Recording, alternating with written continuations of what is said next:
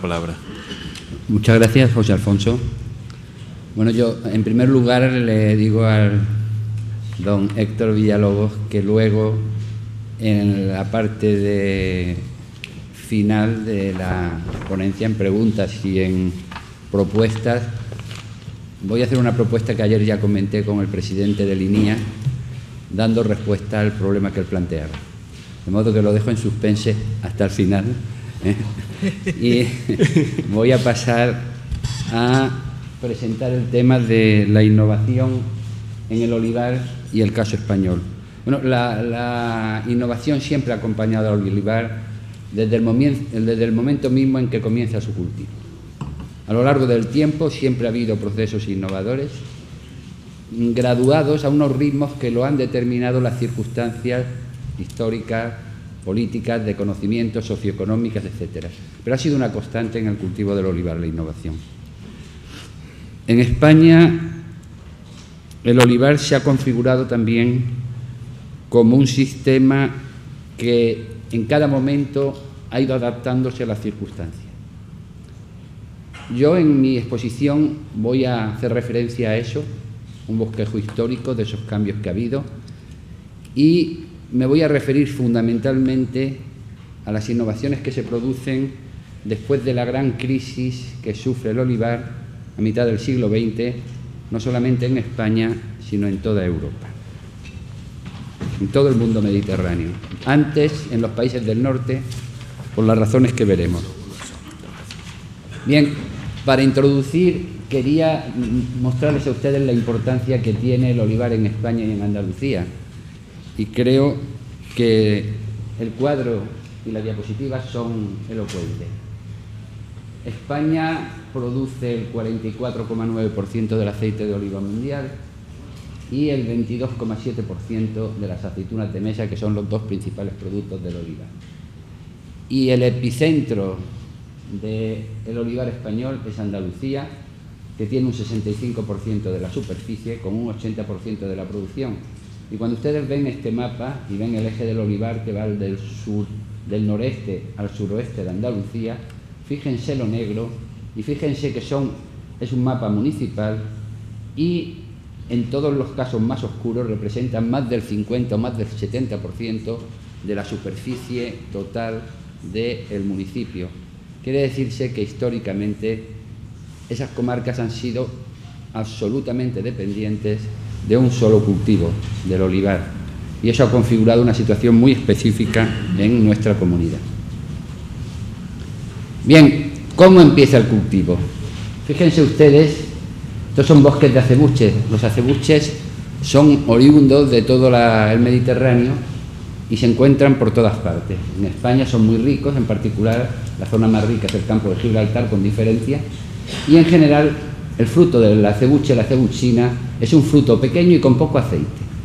¿Cómo damos el salto de este fruto pequeño y con poco aceite a los frutos actuales de las variedades seleccionadas, que varían, como ven ustedes aquí, con cifras mucho más elevadas? Pues bien, fundamentalmente yo pienso que hay un periodo de siembra hasta que se aprenda la clonación que está tan de moda, es la que hace que el olivo se empiece a cultivar hace aproximadamente unos 6.000 años. Pero claro, esto empieza en la zona de Oriente Próximo y la agricultura en esa zona había empezado 3.000 años antes. Hay que suponer que durante esos 3.000 años algo hiciera el cazador-recolector, que empieza a hacerse sedentario, sembrando acebuchina. Lo que sucedía es que los frutos que obtenía eran muy diversos, no había consistencia y había obviamente segregación por la enorme variabilidad que hay. El hecho es que se aprende a clonar y eso desencadena el cultivo del olivo, primero en la zona de Oriente Medio, y ese proceso de selección se repite cíclicamente. Es decir, y eso es lo que al final es responsable que se haya repetido este proceso, por una sencilla razón, porque hay hibridación natural con otras variedades o acebuches. La reiteración de este proceso en varias generaciones de mejora es lo que ha dado lugar a esta diferencia consolidada en tamaño de fruto y rendimiento graso. Bien, el proceso empieza en Oriente Medio No se sabe muy bien si es al sur de Siria, es en Israel, es en Líbano, también algunos lo citan en Irán, eso pasa siempre, pero lo que sí se sabe es que desde el Oriente Próximo hasta el occidente del Mediterráneo, el olivo se va extendiendo gradualmente. En España aparece unos 1000 años antes de Cristo, y en la época de Roma ya España lidera la producción de aceite y la exportación al imperio. A partir del descubrimiento de América se lleva inmediatamente a América. Sucede que se lleva al Caribe, como se llevó el trigo y como se llevó la vid. Y no eran climas ni para el trigo, ni para la vid, ni para el olivo. Y solamente cuando se llega a tierra firme y se empieza a subir en altitud y a descender en la altitud de las zonas tropicales, es cuando empiezan a aparecer desarrollos de cultivos del olivo. Estos son dos ejemplos. Esto es un olivo que está en una iglesia que se llama San Luis, próximo a México, Distrito Federal, que es un olivo que está plantado en una iglesia que la lápida pone que la primera iglesia se hizo en 1547, la iglesia se destruyó por uno de los muchos terremotos que hay en esa zona, y en 1700 y pico se vuelve a reconstruir la iglesia. Son las dos lápidas que hay, y yo pienso que este olivo posiblemente pertenezca a la primera iglesia. Por el tamaño, aunque engaña mucho el tamaño, porque son zonas de mucho más humedad de las que hay aquí. Este otro olivo es el olivo de Aymogasta, el olivo del cuarto centenario en Argentina, que se considera el olivo madre de la olivicultura argentina. Bien, el caso es que en la actualidad el olivo es objeto de cultivo en todo el mundo, en zonas supuestamente mediterráneas que no lo son, y de ahí los problemas de adaptación que yo creo que evocaba el señor Víctor Villalobos. En definitiva, vamos a volver a España, y dentro de España vamos a ver que esa tecnología, esa innovación de base esencialmente empírica, lo que define a lo largo del tiempo es un sistema muy multiforme y de base esencialmente empírica. Olivos antiguos, duraderos, baja inversión, producción tardía. El propio olivarero es el que injerta o propaga por otros procedimientos vegetativos la variedad. Fíjense ustedes que en esta plantación se ve que es una asociación de olivo y viñedo.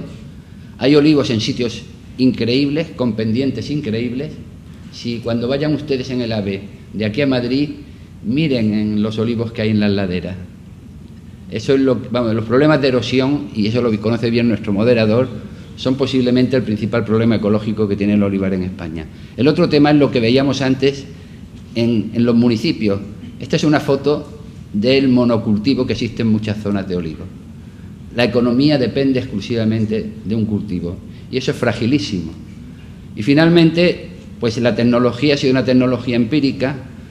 El primer agricultor que seleccionó hojiblanca, que es una variedad seleccionada hace 2000 años y que aún se conserva, tuvo un impulso genial, porque en aquel momento no había ni de sistemas de investigación ni sistemas de conocimiento. Fue la observación empírica y, digamos, el ojo, en este caso agronómico, del agricultor, no clínico, también existe.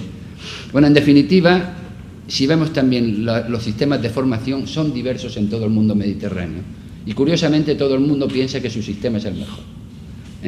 Entonces, en definitiva, el cultivo se va configurando como un cultivo con gran homogeneidad y con gran diversidad global. En España, esta situación se extiende hasta el comienzo del siglo XIX. Al comienzo del siglo XIX empieza a haber inquietud en España por la ciencia.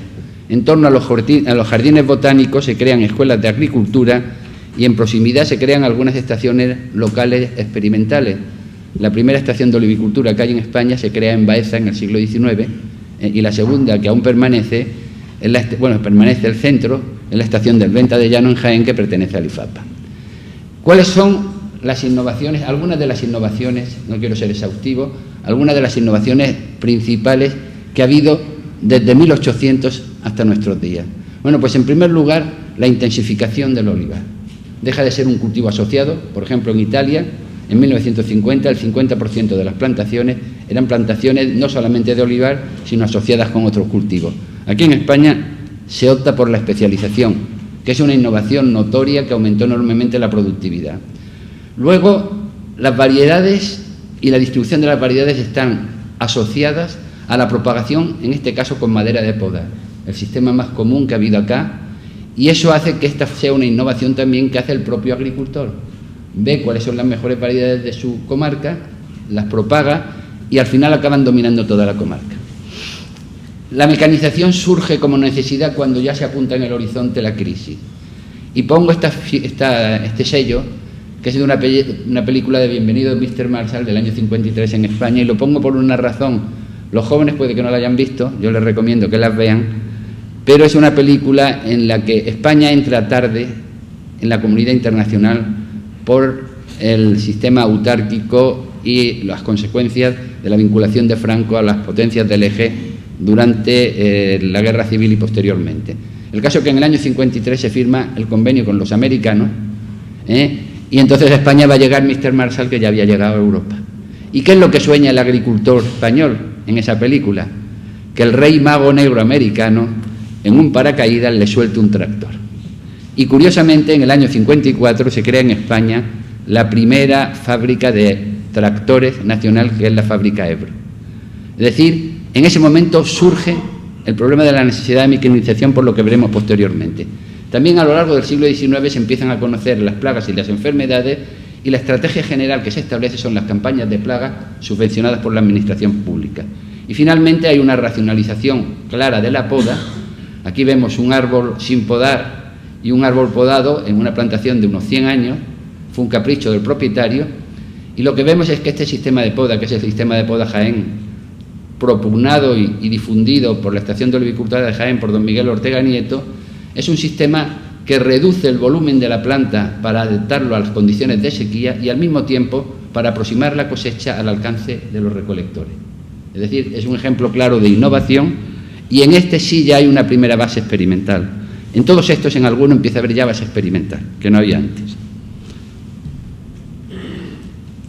Seguimos.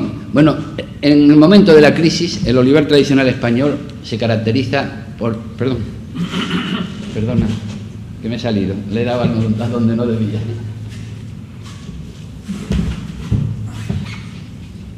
Diapositiva ahí. Y luego, esa. Ahí,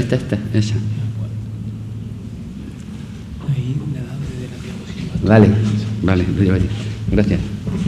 Bien, pues aquí vemos las cosas que digo. Fundamentalmente el olivar tradicional es un olivar extensivo, lento de entrada en producción, de baja inversión y con baja productividad. Con una tecnología de base empírica, el hecho de que cada comarca tenga su propia variedad, el mapa varietal de España es un mosaico, y cada tesela es una zona en la que se cultiva esa variedad, que normalmente no se cultiva fuera de esa comarca. Hay solamente escasos ejemplos. Y obviamente son variedades que se ha seleccionado lo mejor de cada comarca por sistemas como los que vimos antes de propagación.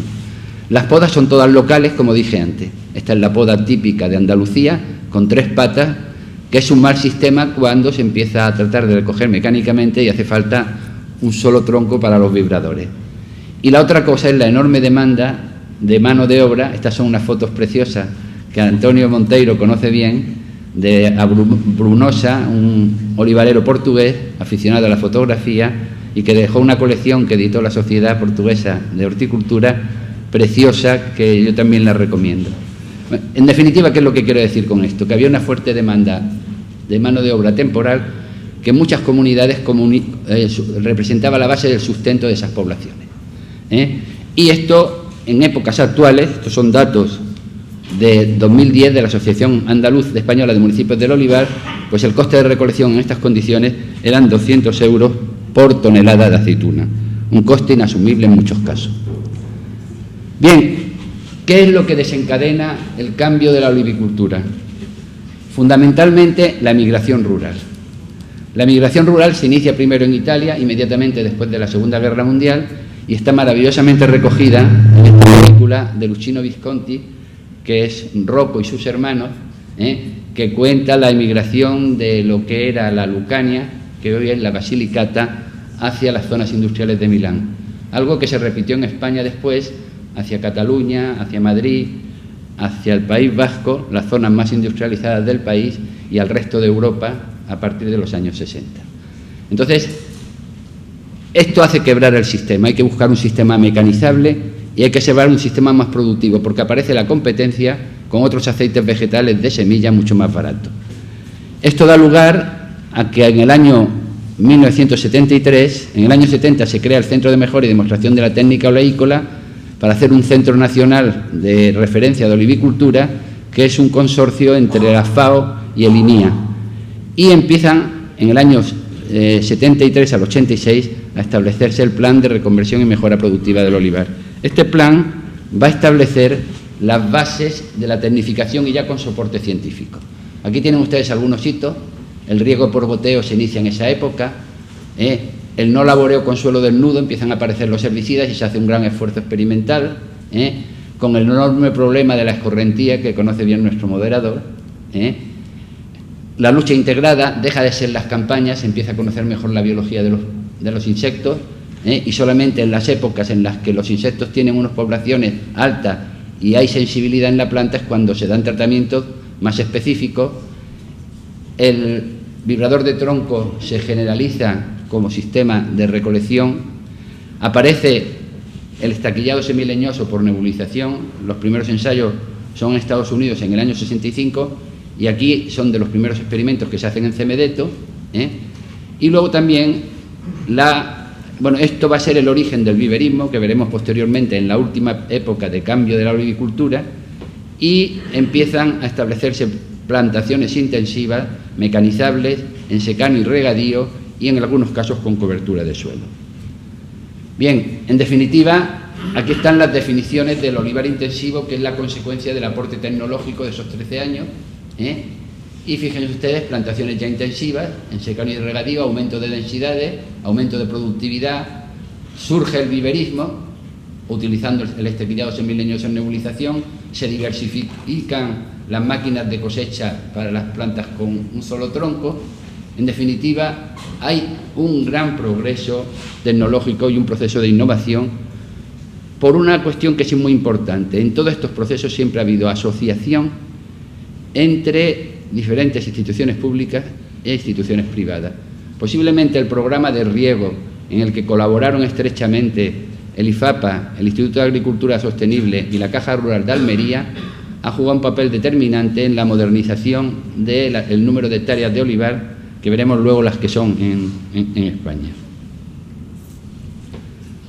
Otra gran transformación que también se produce como consecuencia de interacciones entre la industria fabricante y la almazara experimental del Instituto de la Grasa del Consejo son las transformaciones del sistema tradicional de prensas al sistema continuo, primero de 3 fases y luego 2 fases. Esto se produce en esta década.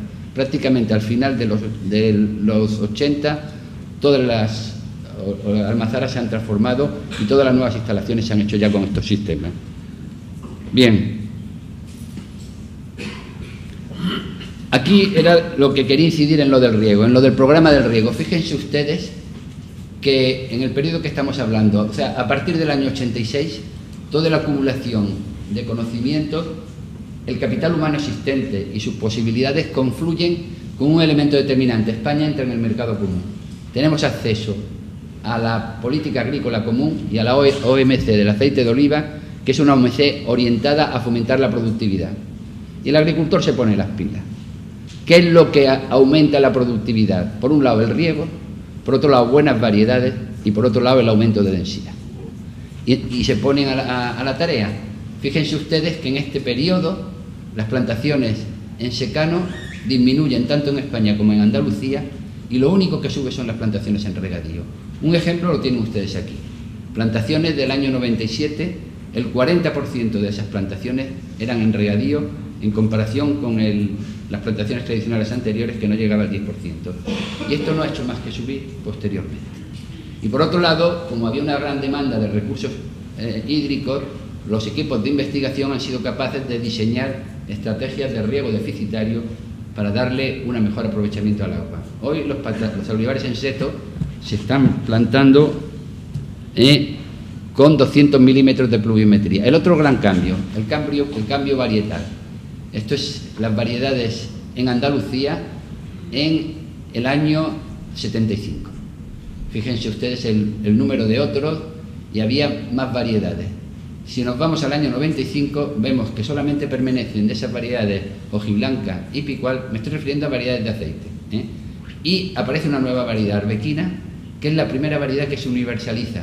Sale del confinamiento ese regional que había, fundamentalmente por su precocidad de entrada en producción, su rendimiento graso y por un aceite que era muy valorado en esa época. Bien,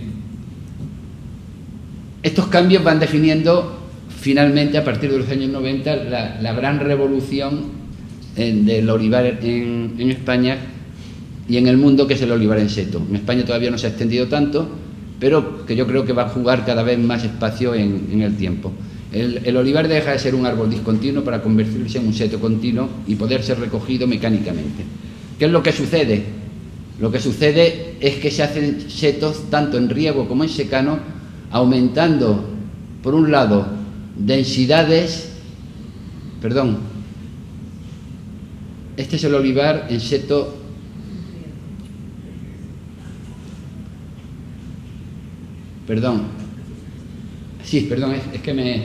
este es el olivar en seto ancho, que es una derivación del aumento de densidad en las plantaciones tradicionales no en seto. A partir de superar los 450 árboles por hectárea, el olivar se cierra y se hacen setos muy grandes, que requieren grandes máquinas para ser cosechadas mecánicamente, como es la Colossus. Esto sucede mucho en Argentina y en Australia. En España menos, por las condiciones topográficas, esencialmente. Y el seto estrecho, que los hay en secano y en regadío. Y los de riego llegan a tener más de 1.500 árboles por hectárea, con frecuencia 2.000, y los de secano 800 a 1.000 árboles por hectárea. Si esto se lo hubiera dicho a un olivicultor de los años 50, no se lo hubiera creído. Y fundamentalmente, ¿cuál ha sido el motor de todo esto? La recolección mecánica.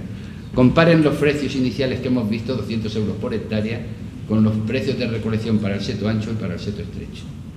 Eso ha hecho que estos olivares sean en la actualidad rentables y se estén extendiendo.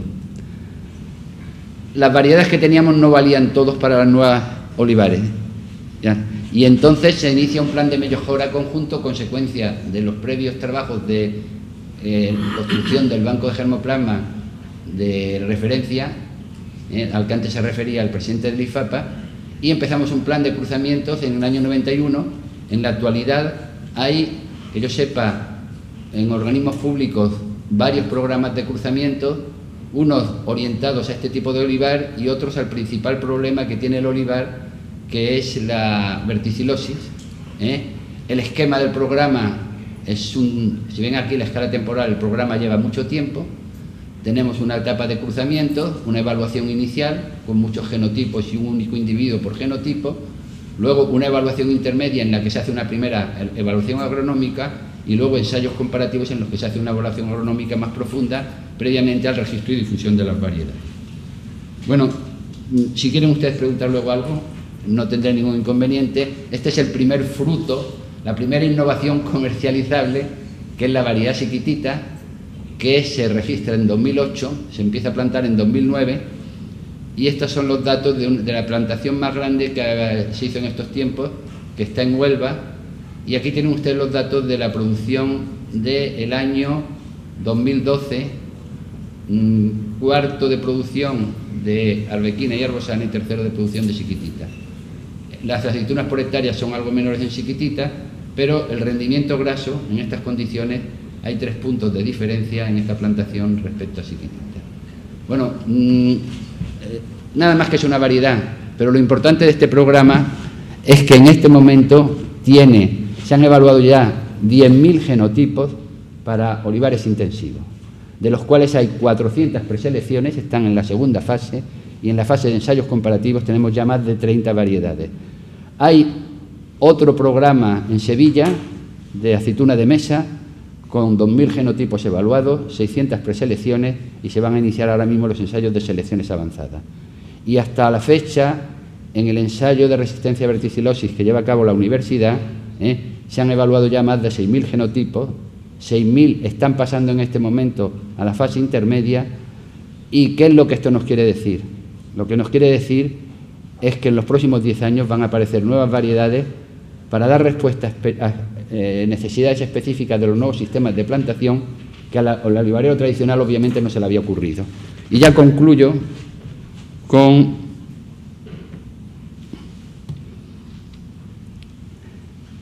enfatizar lo importante que es la colaboración transversal. Arriba son las publicaciones en revistas de impacto que ha habido sobre el olivar como sistema de producción. No he considerado el aceite.